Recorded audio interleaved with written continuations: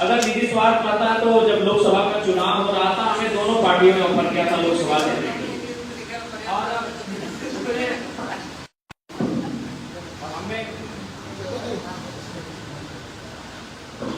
और हमें इतनी समझ है कि हम किसी एक सीट का चयन कर सकते थे और उस सीट को निकाल सकते थे पार्टी के हैसियत से।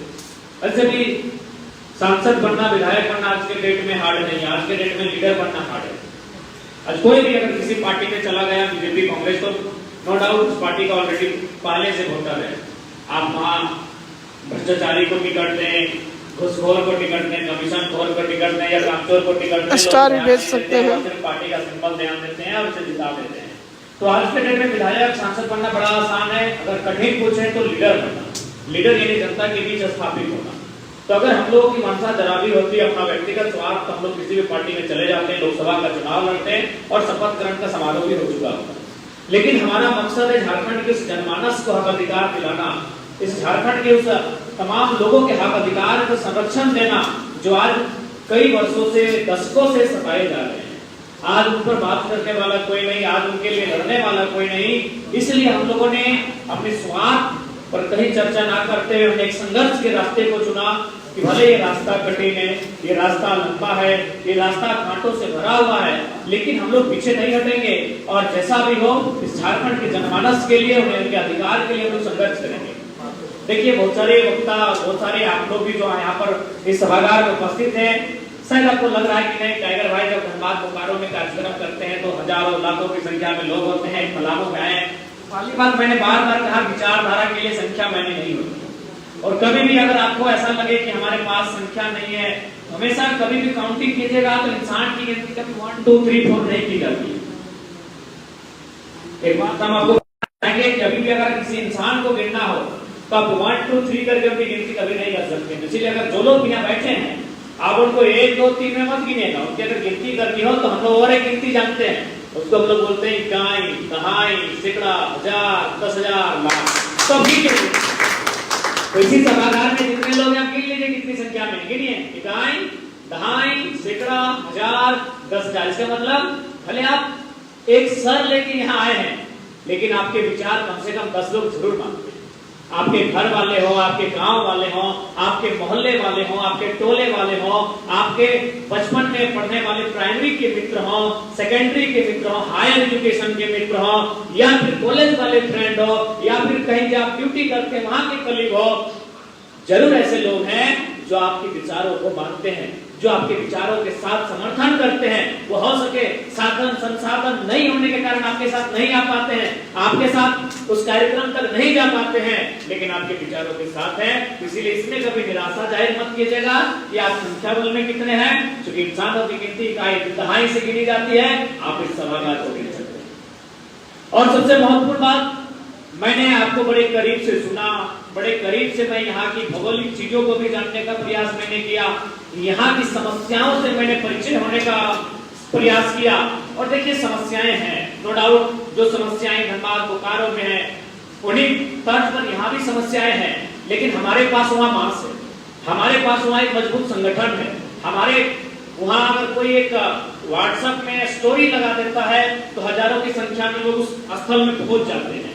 तो सबसे पहला काम हमें यहाँ का क्या करना होगा कि मास लेवल तक पहुंचना होगा। उस तक पहुंचने के लिए हमें अपने संगठन का विस्तार करना होगा। लोगों के जो मुद्दे हैं उन मुद्दों में हमें जागरूकता फैलानी होगी। लोगों के मुद्दों के साथ हमें छोटे छोटे स्तर में कार्यक्रम करने होंगे। छोटे छोटे स्तर में चाहे धरना हो, शांतिपूर्ण तरीके से प्रखंड आवास में हो, किसी माइंस के विषय को लेकर हो, जिला कार्यालय में हो, उनके मुद्दों के साथ हमें आगे बढ़ना होगा।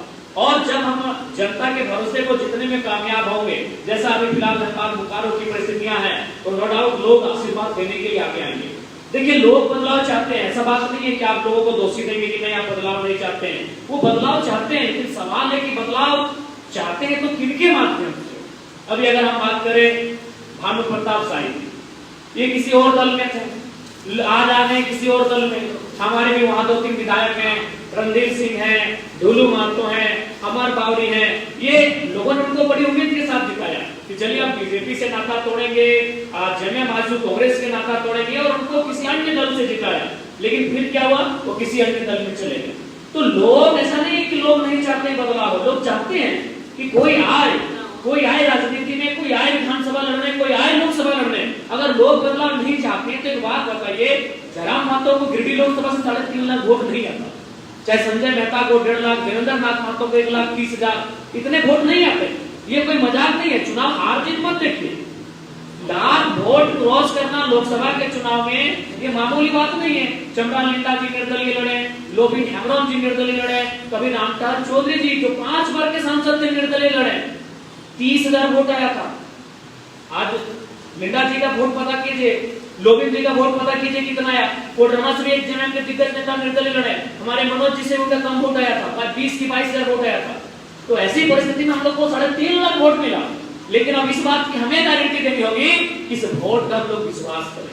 ये जो वोट हमने आपने जो विश्वास जताया, उस भरोसे को हम लोग जिंदा रखेंगे। अगर हम 3.5 लाख वोट ले, नो डाउट अब सभी जानते हैं कि 3.5 लाख वोट यानी एक सांसद, बहुत कोई 3.5 लाख 4 लाख में जीतते हैं भाई सांसद।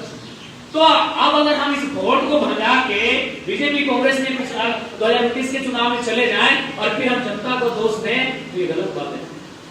जनता चाहती है बदलाव हो। क्या कोई ऐसा ईमानदार नेता इस मिट्टी में आएगा जो टस से मस ना हो? हमारे विभाग में नेता का नाम है आनंद महतो, बहुत अच्छे नेता हैं, भले उनके पार्टी के कार्यकर्ता थोड़े इधर हो सकते हैं, लेकिन एक नेता है आज लगभग 80 की उम्र पार कर चुके हैं। वो 2000 से लेकर 2024 तक लगातार जितने भी विधानसभा हुए हार गए। उससे पहले वो 3 बार विधायक विनोद बाबू के टाइम के नेता हैं, लेकिन उन्होंने कभी अपनी पार्टी से समझौता नहीं किया। उनकी पार्टी का नाम है एमसीसी, कई बार हारे।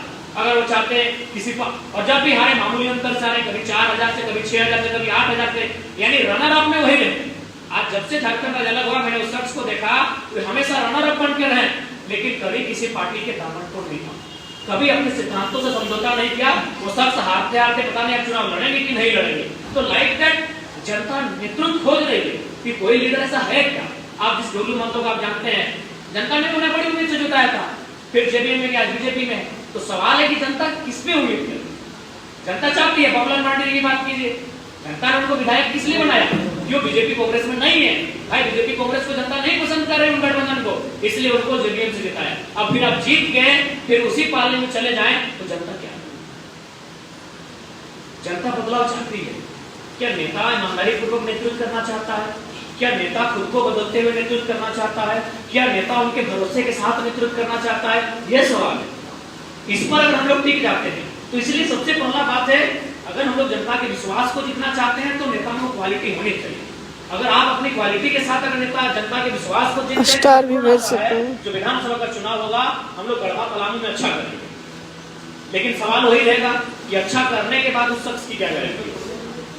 तो इसलिए पहला प्रयास आप ये कीजिएगा कि अच्छे लोगों को चुनिएगा, जो हार जीत से ऊपर की राजनीति करेंगे, जो सत्ता के सुख से ऊपर की राजनीति करेंगे, जो व्यवस्था में बदलाव लाने की राजनीति करेंगे। अगर ऐसे लोगों को आप चुन पाते हैं, ऐसे लोग चयन होकर हमारे बीच आते हैं, तो नो डाउट 2024 में हम लोग अच्छा बदलाव करेंगे और इसमें तो हम लोग सफल होंगे ही होंगे। आने वाला जो समय होगा ना, वो युवाओं का समय होगा, वो हमारा समय है।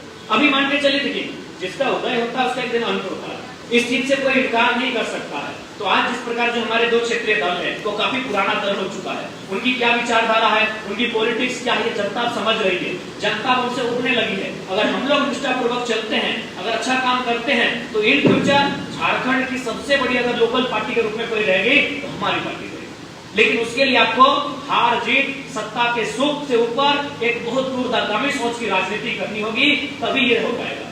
और हम लोग ऐसा कर सकते हैं, हम लोग ऐसा कर भी रहे हैं, कुछ क्षेत्रों में हम लोग ऐसा कर भी रहे हैं।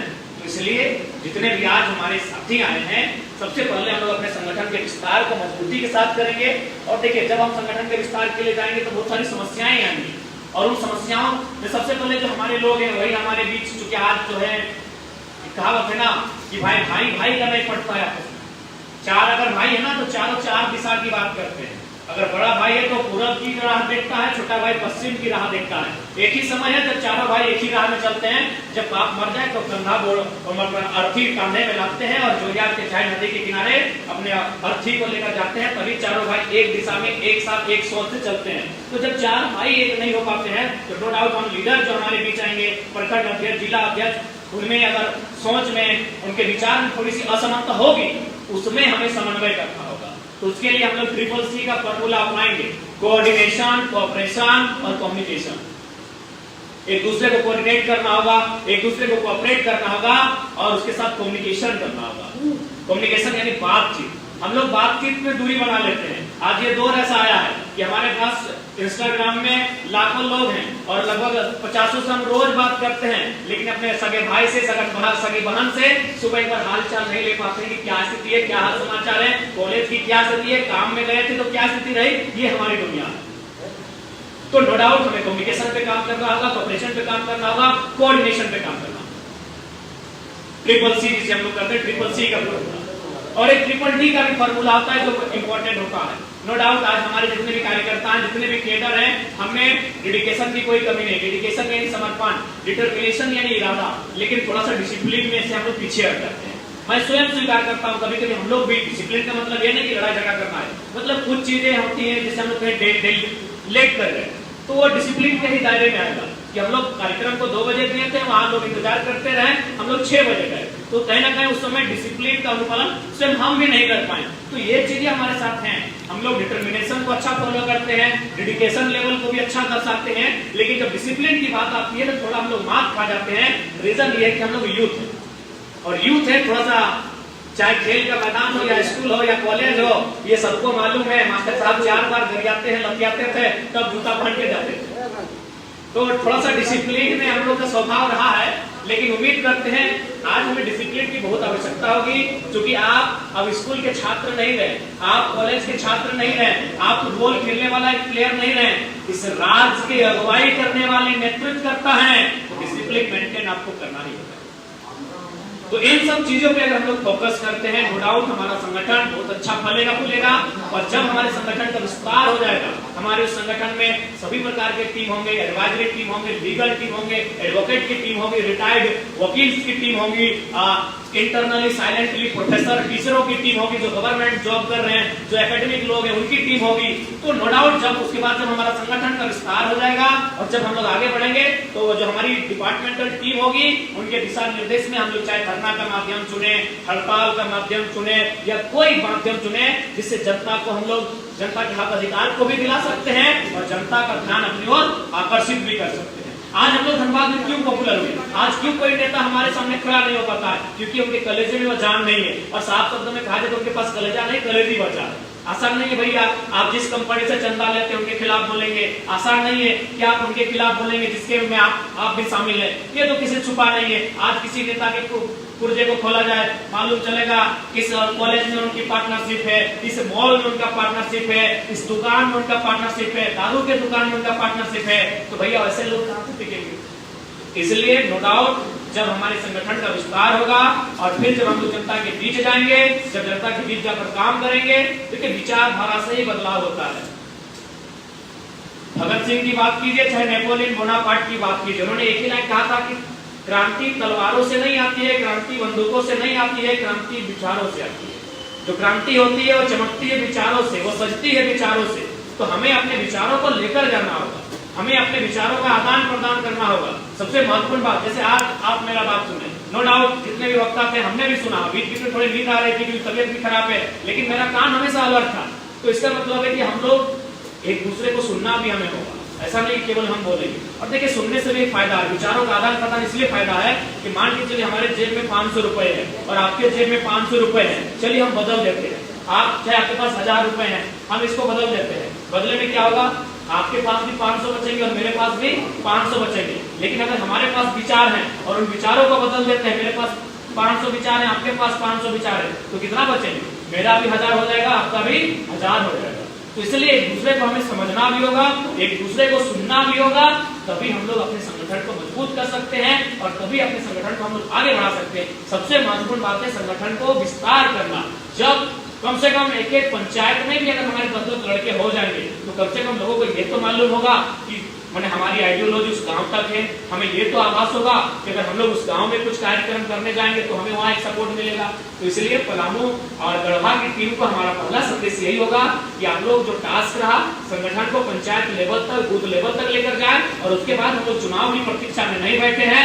हम लोग आंदोलन के माध्यम से हमारा जन्म हुआ, उदय हुआ है, हम लोग आंदोलन की तैयारी करेंगे। अरे जिनको राजनीति करनी और राजनेता बनने की तैयारी करें ना भाई, वो विधायक संसद बनने की तैयारी करें। हम तो जनता के लिए आए हैं।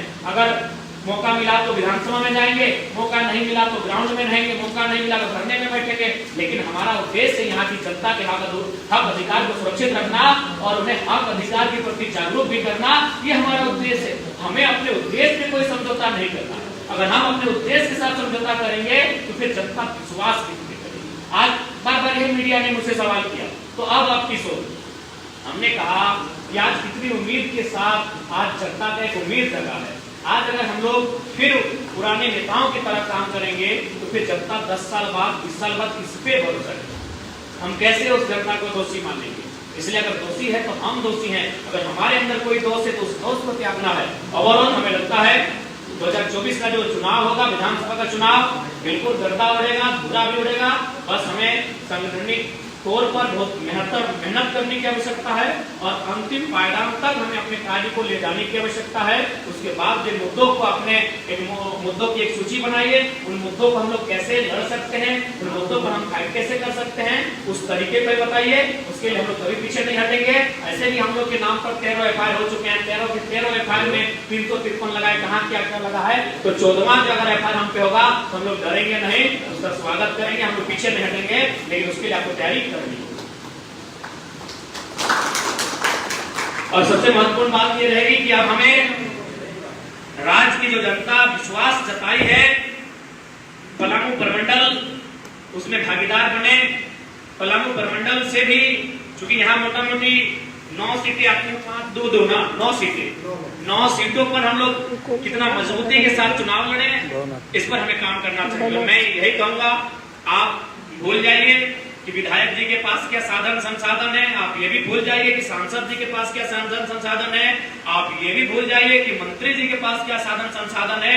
बस आप एक ही चीज को याद रखिएगा, आप युवा हैं और युवा शब्द को अगर पलट दिया जाए तो वायु बनता है, और वायु अगर विलुप्त हो जाए तो लोग मर जाएंगे। तो ये पूरे लोकसभा के चुनाव में साबित किया है। अब विधानसभा के चुनाव में आप साबित कीजिए कि भाई बिना भोजन के आप जी सकते हैं कुछ दिन, बिना पानी के कुछ दिन जी सकते हैं, बिना वायु के आप कुछ सेकंड नहीं जी सकते हैं। तो आप वायु हैं, आप युवा हैं, आप चाहेंगे तो पल भर में हमारी कमेटी का विस्तार पूरे पलामू प्रमंडल के 3 जिला में, और जितने भी हमें लगता है शायद 50 के 45 के आसपास प्रखंड भी होंगे, वहां तक हमारा संगठन पहुंचेगा, क्योंकि आप वायु है। इस बात को, अपनी ताकत को आपको पहचानना होगा कि आप हैं क्या। आप अपनी ताकत को भूल जाते हैं। आप अपनी ताकत को कहां दिखाते हैं? नेताजी के साथ गुफ्तगू करते हैं, यहाँ नेताजी से गुफ्तगू की है, नेताजी के साथ एक फोटो खिंचाते हैं, नेताजी एक फोन उठा लिए तो आप गर्व महसूस करते हैं, आप थाना प्रभारी को गुलदस्ता लेकर जाते हैं, फोटो खिंचा लेते हैं तो गर्व महसूस करते हैं, आप मंत्री जी के काबिल में अगर आपको इशारा कर दिया तो आपके तो मन में लड्डू फूटने लगा। अरे नहीं भैया, आप युवा हैं। आज भी मेरे स्टूडेंट मुझसे मिलते हैं तो कहते हैं कि सर आप जो बचपन में क्लास में बोलते थे ना, आप कर दिए। बोले क्या क्या बोलते थे? सर आप बोलते थे ना कि अगर कोई एसपी का नंबर अगर आप अपने मोबाइल में रखते तो ये बड़ी बात नहीं है, आप कुछ ना हो और फिर भी एसपी आपका नंबर अपने मोबाइल में रखेगा, ये बड़ी बात है। किसी संवैधानिक पद पे नहीं है लेकिन हमारा नंबर रखते हैं। तो आज हमारे स्टूडेंट कहते हैं कि आपको कहते थे कि कभी हमेशा किसी भीड़ का हिस्सा मत बनो, आप भी कुछ ऐसा काम करोगे। युवाओं को आगे आना चाहिए। देश तभी बदलेगा जब युवा राजनीति में आएंगे, और जब युवा राजनीति में आते हैं तो ये नाराज हो जाते हैं। तो इसलिए अब युवाओं को अपने माइंडसेट को बदलना होगा। हमें थोड़ा सा अभिमानी ना सही, स्वाभिमानी बनना होगा। हमारा कुछ स्वाभिमान होना चाहिए। हम अपने स्वाभिमान को नेताजी के साथ एक चाय में गिरने रख देते हैं। हम नेताजी से चाय पी लिया, घंटा चाय। हमें थोड़ा स्वाभिमानी बनना होगा। आज हम स्वाभिमानी नहीं है, इसीलिए आज हमारी ये दशा है। आज सही बात है, मेरा भी मानना है कि लोकतंत्र की खूबसूरती ऐसी हो कि सांसद महोदय उस मोहल्ले से गुजर जाए और मोहल्ले वालों को रत्ती भर फर्क ना हो। आप वीआईपी थोड़ी है, आप 30 मार्क का थोड़ी है, आप हमारी बदौलत है, हमारे वोट से आप लीडर हैं। तो अब युवाओं की सोच ये होनी चाहिए कि वो चौधरी नहीं करेंगे, नेताजी आप अपने अस्तित्व को, अपने क्षमता को, अपने सामर्थ्य को इतना मजबूत बनाए, इतना पावरफुल बनाए कि नेताजी आपकी प्रतीक्षा करेंगे, आप नेताजी की प्रतीक्षा नहीं करेंगे। हमें वो तोड़ लाना है। इसलिए आज संघर्ष का समय है। नो डाउट जिस पत्थर पर जितने हथौड़े की चोट पड़ती है वही मूर्त का रूप लेता है, वही पूजनीय होता है, उसे ही पूजा जाता है। तभी ये संघर्ष का दौर है, ये तकलीफों का दौर है। इन तकलीफों के दौर पे अगर हम लोग टिक जाते हैं तो हमें उम्मीद है कि झारखंड के लिए हम लोग एक नया सवेरा लेकर आएंगे। और सही में अगर झारखंड के दुख और दर्द को देखकर हम भी दुखी होते हैं, दर्द से भर जाते हैं, तो हमारा कर्तव्य बनता है कि झारखंड के लोगों के दुख और पीड़ा का हरण कैसे हो, इसके लिए हमें एक प्रयास करना चाहिए। हमने ये कभी नहीं कहा कि हम लोग कोई जादू की छड़ी लेकर आए हैं तो यूं घुमा देंगे और झारखंड की समस्याओं का समाधान होगा। जी नहीं, हम लोग एक प्रयास करने आए हैं और बिल्कुल झारखंड में समस्याओं का समाधान होगा।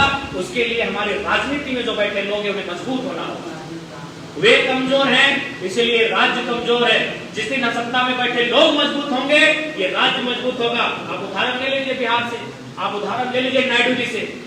16 सीट में और 12 सीट में देखिएगा नाक में नून कस कर रखेंगे सरकार का। लेकिन हमारे लीडर में ये हिम्मत नहीं है, हमारे नेताओं में ये सोच नहीं है। क्या गलत बोल रहे हैं? पूरा 5 साल अब नाक में नून कस कर रखेंगे। और पहली बार आप देख रहे हैं मोदी जी की अगर फोटो खिंचा रहे हैं तो अकेले नहीं, शेर अकेला वाला सीन भी खत्म हो गया है। अब शेर अपने साथ कुछ झुंड लेके भी चलने लगा है। लेकिन हमारे पास झारखंड में ऐसे लीडर नहीं है। झारखंड में डायरेक्ट हम लोग डायरेक्ट सेंट्रल को ही वोट करते हैं, यही सेंटर कभी हमें नहीं देख पाएगा। अगर दिल्ली को झारखंड को देखना होता तब तक देख चुका होता, और दिल्ली कभी नहीं चाहेगी कि झारखंड को देखे, क्योंकि दिल्ली झारखंड के खनीज से दिल्ली चलती है। और अगर झारखंड के लोगों को अगर मजबूत बना दिया जाए तो दिल्ली कैसे चलेगा? आज नीतीश कुमार अच्छा है, बुरा है, नो मैटर, लेकिन जब जब वे बदले हैं उनका पूरा बेस ही बदल जाता है। इसके मतलब कुछ तो बंदे में भाई, वो 5 बार बदले चाहे 7 बार बदले। कभी सुना है उनका जो 52, 53, 45 तो विधायक किसी ने मीडिया ने कहा हम लोग का देखने कर आते हैं, नेताजी यही प्रमंडल वाले क्या व्हाट्सएप में लिख दी ना। आज नीतीश कुमार अगर 7 बार बदले, चाहे दर्जन बार बदले, चाहे आधा दर्जन बार, कभी सुना है कि उनका कोई विधायक को विरोध किया है? इसका मतलब कुछ तो बात है। ठीक है, दल बदलना किसी को पसंद नहीं है, लेकिन कुछ तो है, उनका वोटर भी उनके साथ चला जाता है। यानी अगर वो स्विंग करते हैं, उनके वोटर भी स्विंग करते हैं, और उनके तमाम जो विधायक है वे भी स्विंग करते हैं। तो इस हिसाब से अपने राज्य के लिए अच्छा ही कर रहे हो। तो लाइक कर झारखंड में भी ऐसा लीडर होना चाहिए कि दिल्ली को अपने इशारे पे रखे। लेकिन हमारे पास एक भी लीडर नहीं है, चाहे आजसू गठबंधन वाले रहे, चाहे जेएमएम गठबंधन वाले रहे, ये हमेशा दिल्ली की सुनते हैं, एक तो दौड़ के दिल्ली चले जाते हैं। अपने आप को अगर ये मजबूत बनाते हैं तो आज हमें ये संघर्ष करने की आवश्यकता नहीं पड़ती। इसीलिए हमें सीखना चाहिए दक्षिण भारत के स्टेट्स के से कि वहां लोकेलिटी की बात होती है, वहां अपने संसद को ताकतवर बनाने की बात होती है। हम यही घर बैठ के बोलते हैं नहीं दिल्ली में मोदी जी को इस बात देंगे, राहुल गांधी को देंगे, तो लीजिए पलायन की बात वही करेंगे, हमारे दर्द को वही सुनेंगे। इसलिए सांसद विधायक उनको चुनिए जो कम से कम वीडियो के फोन लगा दें कि वीडियो साहब थोड़ा देख लीजिएगा मामले। अगर मोदी जी डायरेक्ट फोन लगा देंगे तो उन्हीं को चुनिए, आप कुछ नहीं कहेंगे। अगर राहुल गांधी डायरेक्ट थाना प्रभारी को फोन लगा देंगे तो राहुल गांधी को चुनिए। लेकिन अगर जरा भी आपको लगता है कि वे इन कामों में इंटरफेयर नहीं करेंगे तो उनके नाम पर मत चुनिए। अगर कोई नेता है तो उनके काम पर चुनिए, और सबसे बात उसे खुद के दम पे चुनिए। अगर उसमें दम नहीं है भैया तो फिर ये मतलब रिमोट कंट्रोल वाला नेता ना चुने। ये जनता को बताइए, जनता को ये बताइए कि आपकी समस्या का समाधान भवनाथपुर में होगा, आपकी समस्या का समाधान गढ़वा में होगा, और तभी होगा जब एक बेहतर लीडर होगा। अगर आप दिल्ली देख के वोट करेंगे तो लीजिए दिल्ली आपको 5 किलो का चावल दे रहा है, नौकरी की बात तो ये जनता को करना होगा। ऐसा नहीं कि जनता सुनना नहीं चाहती, ऐसा नहीं कि जनता मानना नहीं चाहती है।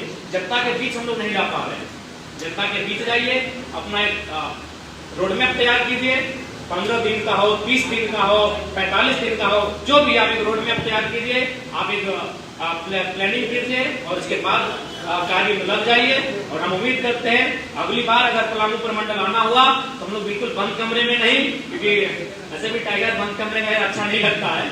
तो अगली बार अगर हम पलामू प्रमंडल की धरती में कदम रखें तो अगर कोई दिक्कत नहीं, 200 लोग रहे कोई दिक्कत नहीं है, लेकिन स्कॉर्पियो का छत हो और खुला आसमान हो और सामने उनका पोल खोलेंगे जो इस राज को लूटने का काम कर रहे हैं। अच्छा नहीं लग रहा ये? देखिए बंद कमरे, ये पंखा, ये अच्छा नहीं लग रहा। ये टाइगर का नेचर नहीं है, ये हमारा कैरेक्टर ही नहीं है।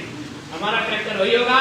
अब अगर प्लाउंड प्रमंडल हम आए और फिर अगर हमें संबोधन करने का अवसर मिले तो खुला आसमान हो, खुली धरती हो और स्कॉर्पियो का छत हो। तो ये तभी होगा जब आप संगठन के विस्तार को गांव गांव तक लेकर जाएंगे, क्योंकि ये नया क्षेत्र है, आपको स्वीकार करना होगा। ये नया क्षेत्र है, लोग वही है, लोग चाहते हैं बदलाव, लेकिन समय लगेगा। हमें उम्मीद है आप समय बहुत कम समय में लक्ष्य तक पहुंचेंगे। तो ठीक है, विशेष ज्यादा नहीं, अंत में इतना ही कहेंगे। हम युवा अवस्था में हैं और युवा अगर चाहेगा तो बहुत कुछ होगा। मैं जाते जाते एक छोटी सी कहानी सुनाता हूँ। नेपोलियन बोनापार्ट के बचपन की घटना है। क्योंकि नेपोलियन बोनापार्ट बचपन से चाहते थे कि एक सेनापति बने, एक बहुत बड़ा योद्धा बने। स्टार भी भेज सकते हैं, स्टार। एक छोटी सी तलवार रखते थे, खिलौने वाली। तो उनकी माँ उन्हें लेकर एक दिन एक ज्योतिष के पास गई। हम लोग भी ज्योतिष को कोई बहुत तरह तरह से बुलाते हैं। ज्योतिष यानी जो हाथ की रेखाओं को देखता है, स्टार भेज सकते हैं, हमारे भविष्य का अनुमान करता है। तो जब नेपोलियन बोनापार्ट की माँ उस ज्योतिष के पास लेकर गई, शायद 10 से 14 वर्ष के बीच उनकी उम्र थी नेपोलियन बोनापार्ट की। उनकी माँ ने ज्योतिष से कहा इनके हाथ की रेखाओं को देखिए और गणना कीजिए कि इसका भविष्य कैसा होगा। तो ज्योतिष ने उनके हाथ की रेखाओं को देखा, गणना किया और साफ शब्दों में कहा कि इसका भविष्य बड़ा दुखमय होगा। इसे मैंने कदम कदम पर चुनौतियों का सामना करना होगा और बिल्कुल मैंने बहुत बुरा जीवन होगा। तो नेपोलियन बोनापार्ट ने एक सवाल किया कि श्रीमान आप ऐसा कैसे कह सकते हैं कि मेरा भविष्य बहुत बेकार है? बोला देखो बाबू, तुम्हारे हाथ की जो लकीरें है ना, ये लकीरें ऐसा कह रही है। तो नेपोलियन बोनापार्ट ने कहा अगर मेरे हाथ में लकीर ना होती तो? बोला बाबू ये तो विधि का विधान है, अब लकीर को कौन मिटाएगा? तुम्हारी तकदीर को कौन मिटा सकता है? ये तो विधि का विधान है। तो लकीर में है तो है, तुम्हारे जीवन में संकट आएगा तो आएगा, क्योंकि तुम्हारी लकीरों में ऐसा है। तो नेपोलियन बोनापार्ट के बड़ा खिलौने जैसा छुरी हमेशा रखते थे, अपने हाथों में रखा और एक बार ऊपर से एक बार नीचे से लकीरों के आर पार कर दिया। हाथ में लहू की धारा बह रही थी और उस ज्योतिष के सामने हाथ को रखा। बोला श्रीमान अब तो मेरे हाथ में लकीर ही नहीं, अब आप क्या करेंगे? अब लकीर की बात कर रहे था ना कि मेरे हाथों की रेखाएं, तो मेरे हाथ में तो रेखाएं नहीं है, मैंने रेखाओं को अपने तलवार की धार से काट दिया है। तो ज्योतिष ने यही कहा कि युवा में इस प्रकार का सुनन और सिद्ध हो तो विधि के विधान को बदल। आप युवा, हमें उम्मीद है आपके पास कोई बहाना नहीं होगा। आप साधन संसाधन का बहाना नहीं करेंगे, आप समय का बहाना नहीं करेंगे, आप स्थिति परिस्थितियों का बहाना नहीं करेंगे। हमें उम्मीद है कि आप अच्छा काम करेंगे और आपका अच्छा काम इस क्षेत्र में हमारे लिए एक नया आयाम लेकर आएगा, एक नई सवेरा लाने का कार्य करेगा। और इन्हीं शब्दों के साथ मैं आप सभी को बहुत बहुत धन्यवाद देना चाहूंगा। आप तमाम हमारी कार्यकर्ता, हमारे पदाधिकारी, हमारे साथी, हमारे मित्र, आप सबों का धन्यवाद कि आप इस बदलाव